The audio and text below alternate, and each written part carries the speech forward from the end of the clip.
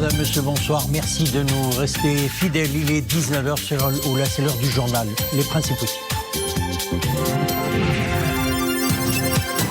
Droits de l'homme, les autorités marocaines dénoncent fermement la tentative désespérée de Human Rights Watch visant à porter atteinte au succès réalisé par le Maroc sur le terrain et sur le plan diplomatique pour défendre son intégrité territoriale. Bientôt, une usine de production d'hélicoptères ultra-légers à multiples usages. Elle sera installée à Dakhla. Il s'agit de Flyargo, une société polonaise qui décide d'investir dans les provinces du sud du royaume.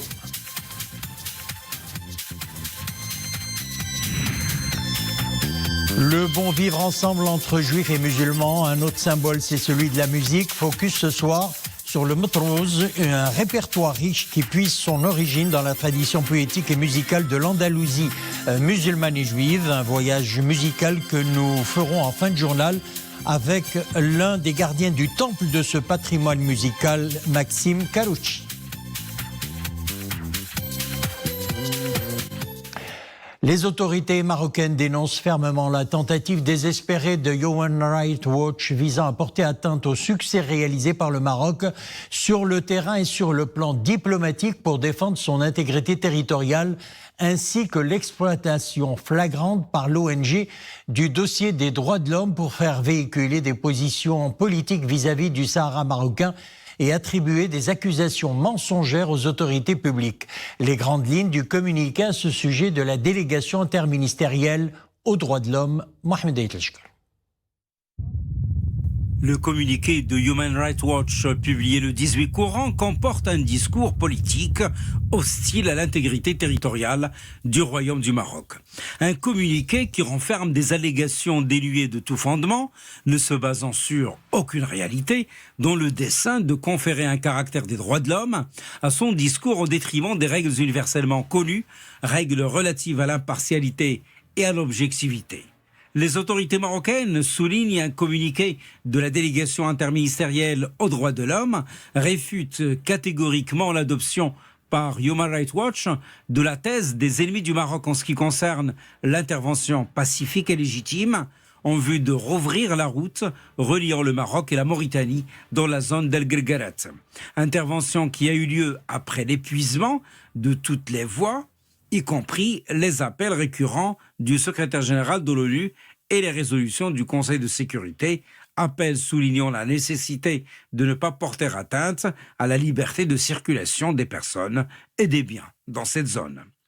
La délégation interministérielle aux droits de l'homme explique que ce qui confirme le caractère politique du communiqué de Human Rights Watch, c'est son immixtion dans les relations entre les pays et leurs décisions souveraines. La reconnaissance par les États-Unis de la marocanité du Sahara constituant un prolongement du soutien continu de Washington à l'initiative marocaine d'autonomie depuis sa présentation à l'ONU en 2007. Depuis cette date, cette proposition est considérée par le Conseil de sécurité comme étant sérieuse et crédible. La délégation précise également que la méthodologie biaisée adoptée par Human Rights Watch, que les autorités marocaines n'ont cessé de réfuter, a présenté des faits qui ne reflètent pas la réalité, dans la mesure où cette organisation aurait mieux fait de dénoncer l'exploitation des enfants à des fins politiques par les milieux séparatistes, au lieu d'accuser les autorités marocaines qui sont intervenues en application de la loi pour protéger ces derniers de cette exploitation. L'ONG ignore en même temps la campagne d'embrigadement des enfants dans les camps de Tindouf, leur exploitation dans la propagande de guerre et d'incitation à la haine en faisant mauvais usage des mesures préventives adoptées par les autorités marocaines contre la propagation de la pandémie dans le but de préserver le droit à la vie et à la santé. L'appel de Human Rights Watch a confié à la MINURSO la prérogative de superviser la situation des droits de l'homme dans les provinces du sud du royaume, sous prétexte que le reste des missions de paix dans le monde en font de même. Cet appel n'a d'autre but que de diffuser des contre-vérités, puisque la supervision des droits de l'homme est confiée uniquement à 7 missions de paix sur 14, et ce, dans des pays ou des zones de conflit marquées par des crimes qui relèvent du droit international humanitaire et non pas du droit international des droits de l'homme. À cet égard, la délégation interministérielle aux droits de l'homme tient à rappeler à l'organisation Human Rights Watch que la supervision des droits de l'homme dans les provinces du Sud est confiée au Conseil national des droits de l'homme, le CNDH, en tant qu'institution constitutionnelle indépendante. Le rôle des comités régionaux du CNDH au Sahara marocain a été d'ailleurs salué par les résolutions successives du Conseil de sécurité, dont la dernière en date est la 2548, adoptée fin octobre dernier. La promotion des droits de l'homme est un processus dans lequel le Maroc s'est engagé depuis plusieurs années. Des actions saluées et reconnues à l'international. La résolution 2548 des Nations Unies salue d'ailleurs l'action des commissions régionales des droits de l'homme du CNDH à Dakhla et l'Ayoun. Abdelali Ayad, Missel Hamdaoui. Dans les provinces du Sud, la préservation des droits humains et l'exercice des libertés se reflètent dans la vie quotidienne de la population locale, à l'instar de ses concitoyens dans le reste du pays. Aujourd'hui, les instruments de protection des droits humains se renforcent. L'action du Conseil national des droits de l'homme, à travers ses commissions à l'Ayoun et à Dakhla, y est pour beaucoup. Chaque commission est chargée de promotion et de protection des droits de l'homme. Pour la promotion, on travaille avec d'autres institutions, d'autres établissements et avec la société civile pour promouvoir les droits de l'homme, faire des renforcements de capacité aux intervenants dans les droits de l'homme. Ces outils de proximité du CNDH sont dotés de pouvoirs d'enquête et de contrôle élargis. La Commission régionale des droits de l'homme reçoit quasi quotidiennement des plaintes des personnes vulnérables, notamment les femmes battues, les migrants, les personnes âgées, les enfants, ainsi que les ayants des droits. Le travail des commissions régionales des droits de l'homme dans les provinces du Sud force le respect à l'international. Le 31 octobre dernier, à New York, le Conseil de sécurité de l'ONU a salué le rôle de ces commissions à l'Ayoun et à Dakhla et l'interaction du Maroc avec les mécanismes du Conseil des droits de l'homme des Nations Unies. Effectivement, on a reçu cette reconnaissance par fierté, mais par responsabilité aussi. Et vous savez que l'évaluation des institutions nationales des droits de l'homme est faite surtout par la commission, la sous-commission d'accréditation au sein de l'Alliance mondiale des institutions nationales des droits de l'homme. Et le CNDH est depuis 2002 accrédité au statut A. Ça veut dire qu'il est conforme aux principes de Paris, ce qu'on appelle les principes de Paris, surtout la pluralité et l'indépendance de cette institution. La protection des droits humains est donc loin d'être un slogan. C'est un engagement de tous les instants. L'enjeu est de garantir le bien-être et l'épanouissement des populations locales. Washington annonce le début du processus d'ouverture d'un consulat des États-Unis à Dakhla. Avec effet immédiat, nous inaugurerons un poste de présence virtuelle, a affirmé le chef de la diplomatie américaine Mike Pompeo. Ce poste de présence virtuelle sera géré par l'ambassade des États-Unis à Rabat, a-t-il précisé. Le poste sera axé sur la promotion du développement économique et social. Il sera bientôt suivi d'un consulat pleinement opérationnel, a précisé le secrétaire d'État américain. Promotion des droits humains et fort potentiel de développement, deux facteurs qui encouragent les investisseurs à s'implanter dans les provinces du Sud.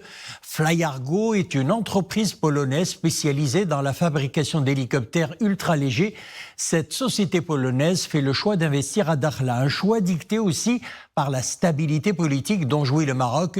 Une réunion de travail s'est déroulée avant-hier à Varsovie entre l'ambassadeur du Maroc en Pologne, Abderrahim Atmoun, et Jamouz Moudzal, membre du conseil d'administration de Flyargo, cérémonie marquée par la signature d'une déclaration commune. Mariam El-Messi. Nous sommes au Rotorcraft Center de la société polonaise Flyargo. À l'intérieur de ce showroom, on peut admirer de près la parfaite conception de gyrocoptères, hélicoptères et autres machines d'aviation légère. L'assemblage d'unités identiques se fera bientôt à Dakhla. Le Maroc est pour nous un des pays prioritaires et surtout nous pensons que le Maroc pourrait être la tête de fond parfaite pour nous développer en Afrique. Première démarche avant d'engager sa procédure d'implantation au cœur des provinces sud du royaume, une déclaration est signée entre le conseil d'administration de Flyargo et l'ambassadeur du Maroc en Pologne. L'aboutissement d'un long processus d'accompagnement et d'une série de rencontres fructueuses entre le diplomate marocain et les acteurs concernés. Après plusieurs rencontres avec la direction de la société Flyargo, je me félicite de la décision prise ce jour par leur conseil d'administration d'installer prochainement au Royaume de Maroc une usine d'assemblage d'hélicoptères ultra-légers et aussi investir dans les provinces du sud du Royaume du Maroc. Notre choix d'investir au Maroc s'appuie sur diverses motivations. D'abord, la stabilité politique. Second critère crucial, la forte présence du royaume sur le continent africain. Cela nous permettra d'explorer davantage ce marché. Puis enfin, au regard de la vision pionnière de Sa Majesté le roi Mohammed VI, nous sommes très fiers de diriger notre compagnie au Maroc.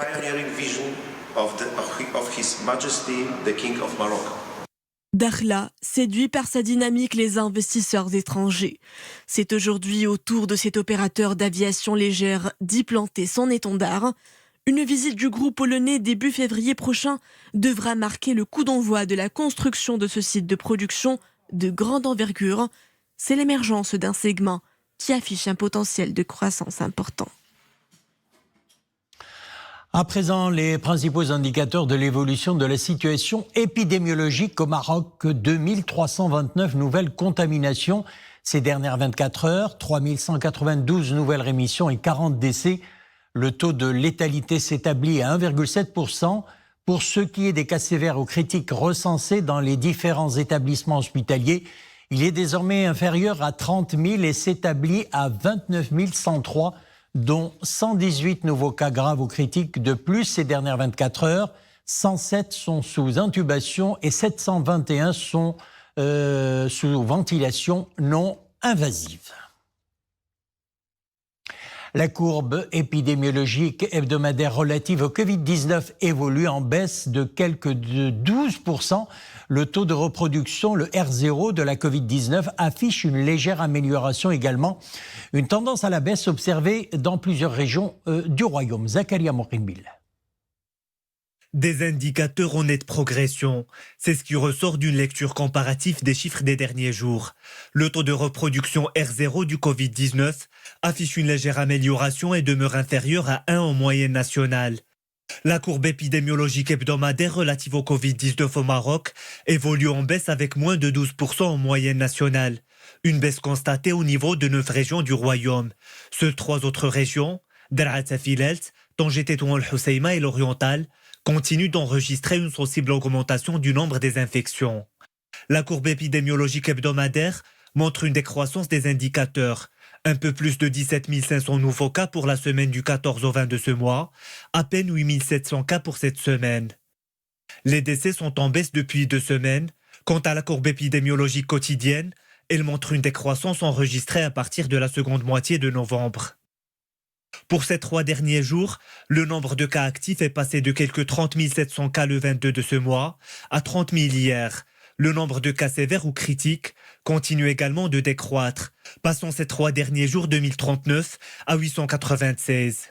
La région de Casablanca-Stade enregistre le nombre le plus élevé de cas de contamination, suivi par Abbas Ali-Kenitra et Tanger Tétouan el-Hoceima.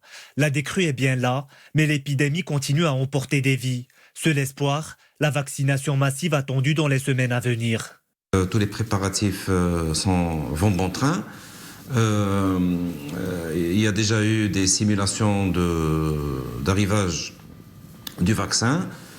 Toute la population est en train d'être sensibilisée. Les campagnes de sensibilisation suivront.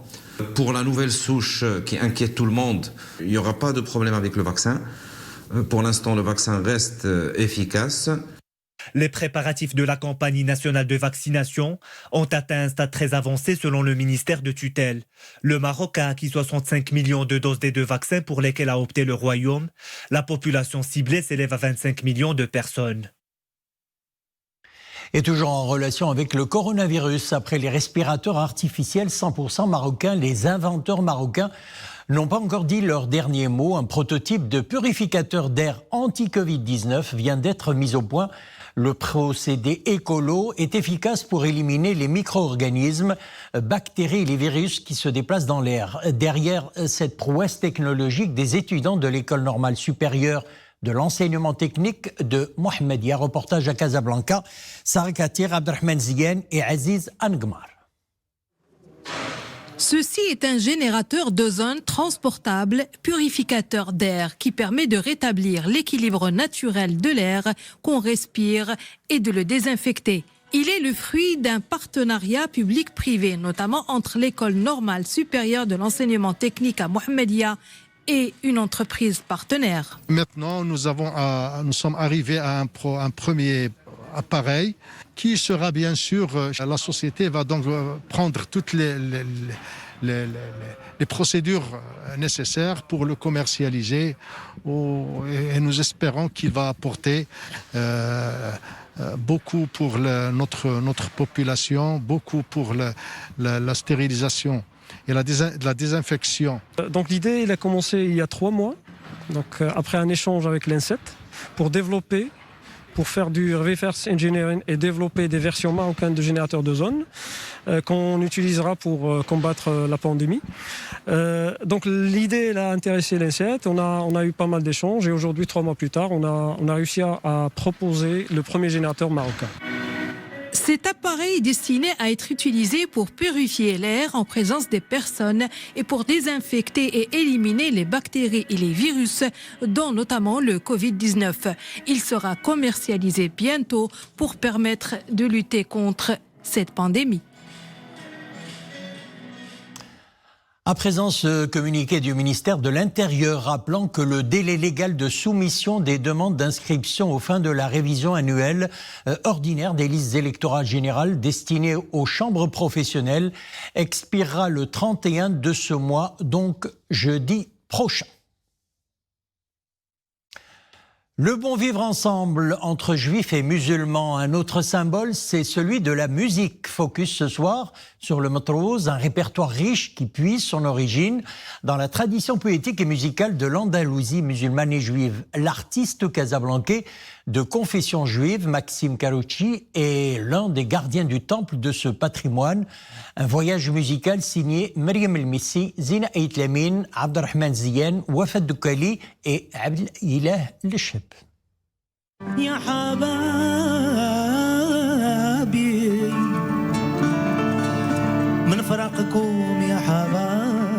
Peu de nous en connaissent ces subtilités. Pourtant, ils rythment nos fêtes, naissance, mariage ou autres rites de passage.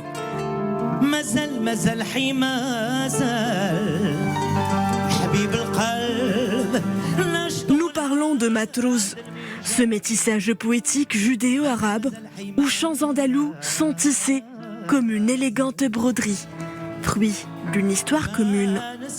Maxime Karouchi est l'un de ces musiciens à porter fièrement le flambeau de cet héritage et il le fait savoir.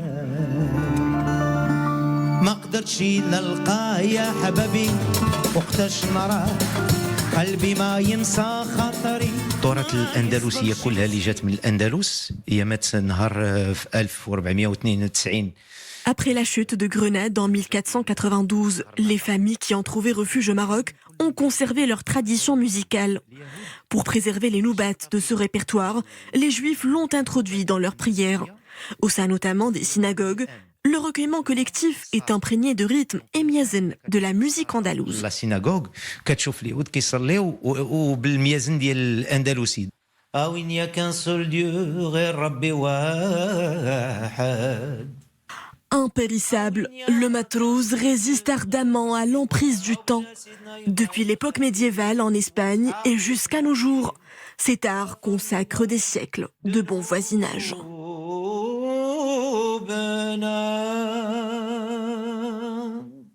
feu Hassan II avait dit une phrase extraordinaire.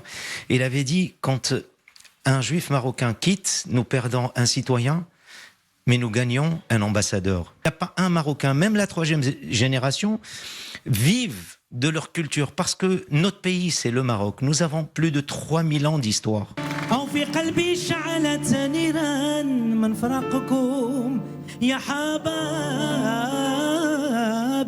La Nouba est délectable. Avec Maxime Carucci, on remonte le temps, on tend l'oreille et on se laisse gagner par l'émotion. Un air de nostalgie flotte encore.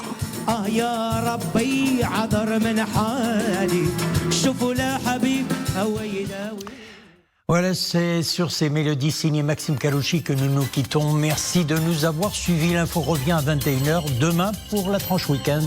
Myriam El Mifri, à bientôt.